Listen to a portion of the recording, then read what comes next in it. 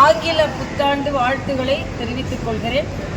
இந்த ஆங்கில புத்தாண்டு அனைவருக்கும் அனைத்து மகிழ்ச்சியையும் செல்வத்தையும் தர வேண்டும் என்று இறைவனை பிரார்த்திக்கிறேன். இன்று டெல்லியை செல்கிறேன். கட்சி விஷயமாக தான் செல்கிறேன்.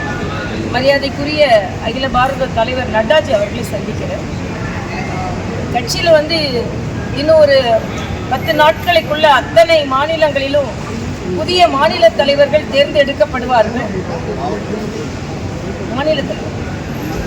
மாநில தலைவர்கள் தேர்ந்தெடுக்கப்படுவார்கள். மாவட்ட தலைவர்கள், அதற்கு பின்பு மாநில தலைவர்களை தேர்ந்தெடுப்பதற்கு ஒவ்வொரு முக்கியமான தலைவர்கள் ஒவ்வொரு மாநிலத்திற்கு செல்வார்கள். அதே போல நான் அந்தமான் நிக்கோபார் மாநில தலைவரை தேர்வு செய்வதற்கு சிறப்பு அதிகாரியாக செல்கிறேன்.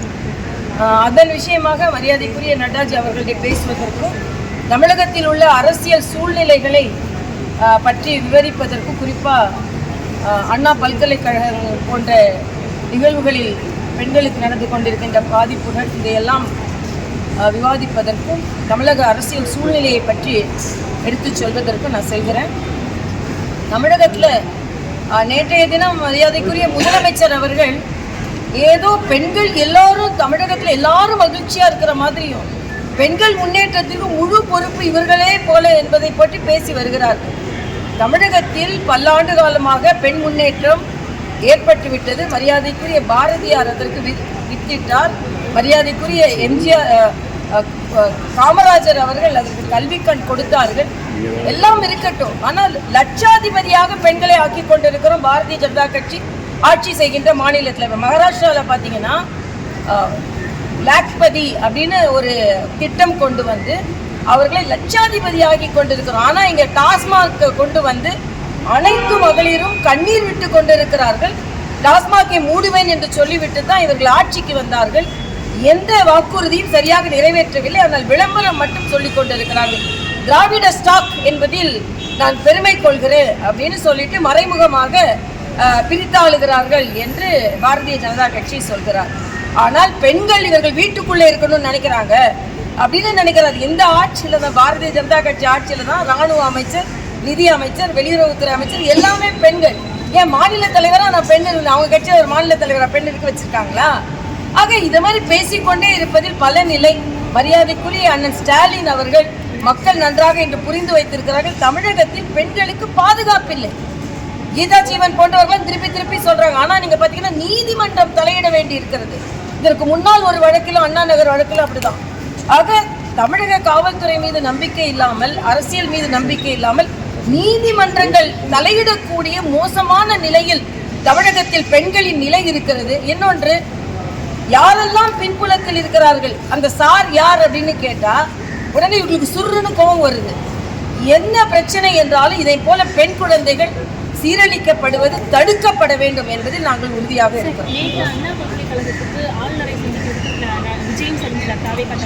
பாஜக மாநில தலைவர் அண்ணாமலையும் சந்திச்சிருக்காங்க. இந்த 2 விஷயங்களும் நடந்திருக்குது. அது மட்டும் இல்லாமல் தொடர்ந்து இந்த அண்ணா பல்கலை விவகாரம் தொடர்பாக பல முன்னெடுப்புகள் செஞ்சுட்டு இருக்காங்க. நாவேகா சார்பாக அந்த கடிதம் கொடுக்கும்போது அரெஸ்ட் பண்ணுறாங்க. பாஜக மாநில தலைவர் ஒரு முன்னெடுப்பு எடுக்கும்போது அவரை விமர்சிக்கிறாங்க. இந்த விஷயங்கள் எல்லாம் எப்படி பார்க்குறீங்க? இல்லை, அதாவது தமிழகத்தில் ஒரு மிகவும் கவலை அளிக்கக்கூடிய ஒன்று என்ன என்றால், திராவிட முன்னேற்ற கழகத்தின் கூட்டணி கட்சிகள் பெண் குழந்தைகள் கல்வி கற்கும் இடங்களில் பாதிக்கப்பட்டிருக்கிறார்கள். அதை பற்றி தீவிரமாக எந்த கருத்தும் சொல்லலை. அண்ணன் திருமாவளவன் இன்னைக்கு மரியாதைக்குரிய அமித்ஷா அவர்களை எதிர்த்து போராட்டம் செய்து கொண்டிருக்கிறார்.